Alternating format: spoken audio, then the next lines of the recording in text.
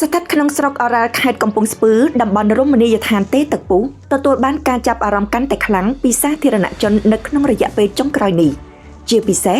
អ្នកដែលមានជំនឿលើប្រសិទ្ធភាពរបស់ទឹកក្តៅធម្មជាតិនេះក្នុងការជួយព្យាបាលជំងឺដំកាត់នានាជារៀងរាល់ថ្ងៃប្រជាពលរដ្ឋជាច្រើនភាគច្រើនមនុស្សវ័យចំណាស់មកពីតំបន់ជិតឆ្ងាយបានឆ្លៀតពេលពីការធ្វើដំណើរកម្សាន្តឬធ្វើបុណ្យនៅតំបន់នោះទៅត្រាំទឹកនៅទេទឹកពុះដើម្បីទទួលអារម្មណ៍ស្រស់ស្រាយនិងធូរស្បើយពីរោគាមួយចំនួនដូចជាអាការៈឈឺសន្លាក់ឈឺឆ្អឹងឆ្អែងឬជំងឺសើស្បែកជាក់ស្ដែងក្រុមប្រជាពលរដ្ឋទាំងនេះបានស្កាត់មកពីខេត្តបាត់ដំបងនិងខេត្តត្បូងឃ្មុំដើម្បីសាកល្បងភាពស័ក្តិសិទ្ធិរបស់ទឹកក្តៅធម្មជាតិដែលផុសពីក្នុងដីរ៉ាំនឹងគាត់ស្រានោះបាត់ចុកយកមិនរៀងដេកទៅស្រួលតិចខថ្ងៃដេកផ្ទះចុកយកហៅតាច្បាច់ឲ្យទៅគាត់តាដេកយ៉ាងម៉េចក៏ដោយត្រូវទៅហៅគាត់ច្បាច់ដល់យកមិនរៀងដេកទៅរៀងស្រួលឃើញណាវាអត់សូវចុកយកមករៀងលោកខ្លួនបដ ாய் អូនចេញជាតិពុលបដ ாய் ដាក់ទៅអែលមើលដូចដាក់លេបប្រេងដាក់ទឹកចង់ចោលមកបំដងមកមួយតាក់ពុំហ្នឹងប៉ិនមកហើយធ្វើបន់ផងដាក់បាយជ្រងដាក់បាយច្រឡងមកពេលលោកទៅគេបច្ច័យគាត់សាងរៀនសាសទៅជាទូទៅការងូតទឹកក្តៅឬត្រាំទឹកក្តៅអាចផ្ដល់អត្ថប្រយោជន៍មួយចំនួនដល់សុខភាពដូចជាជួយបន្ធូរសាច់ដុំនិងសន្លាក់បង្កើនចរន្តឈាមកាត់បន្ថយភាពតានតឹងនិងជួយឲ្យគេងលក់ស្រួលជាងមុនចំពោះអ្នកដែលមានការឈឺចាប់សាច់ដុំឬសន្លាក់ការត្រាំទឹកក្តៅអាចជួយសម្រួលរោគសញ្ញាបានជាបណ្ដោះអាសន្នប៉ុន្តែការត្រាំទឹកក្តៅយូរពេកឬក្នុងទឹកដែលមានសីតុណ្ហភាពខ្ពស់ពេកអាចបង្កឲ្យវិលមុខធ្លាក់សម្ពាធឈាមខ្វះជាតិទឹកឬបង្កហានិភ័យចំពោះអ្នកមានជំងឺបេះដូងនិងមនុស្សវ័យចំណាស់ថ្មីបើទឹកក្តៅមិនអាចព្យាបាលជំងឺឲ្យជាសះស្បើយបានតែវាអាចជួយសម្រួលរោគសញ្ញាមួយចំនួននិងលើកកម្ពស់សុខុមាលភាពផ្លូវកាយនិងផ្លូវចិត្តមិនទាន់មានការសិក្សាបែបវិទ្យាសាស្ត្រជាក់លាក់ណាមួយអំពីប្រសិទ្ធភាពរបស់ទឹកក្តៅនៅតំបន់ទេទឹកពុះក្នុងការព្យាបាលជំងឺឡើយទោះយ៉ាងណាចំណុចនេះមិនមែនជាឧបសគ្គក្នុងការទាក់ទាញភ្ញៀវទេសចរ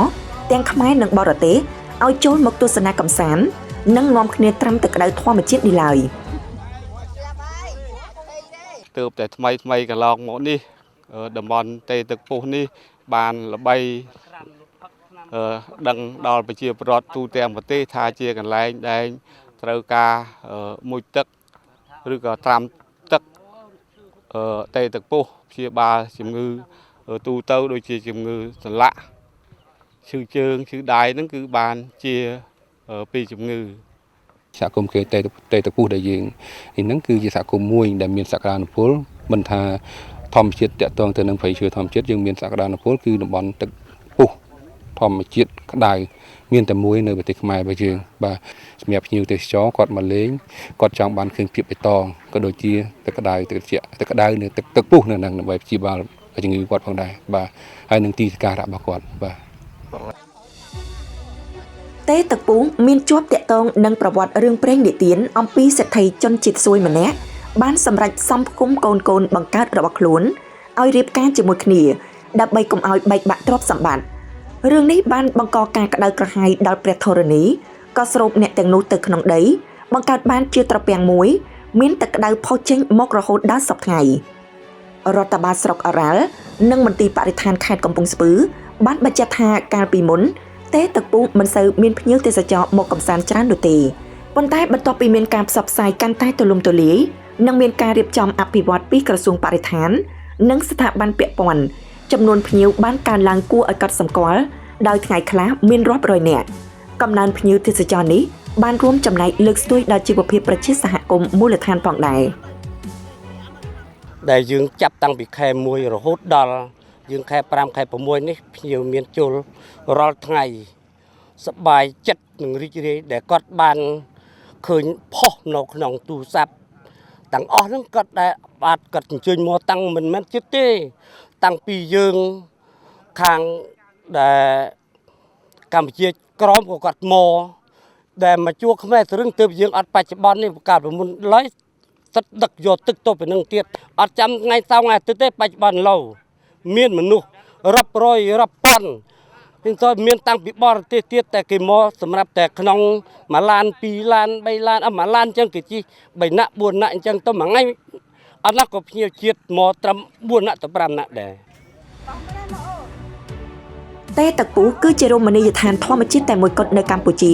ដែលមានប្រភពទឹកក្តៅធម្មជាតិមានសីតុណ្ហភាពរហូតដល់ប្រមាណ70អង្សាសេហើយមានក្លិនស្ពាន់ធម៌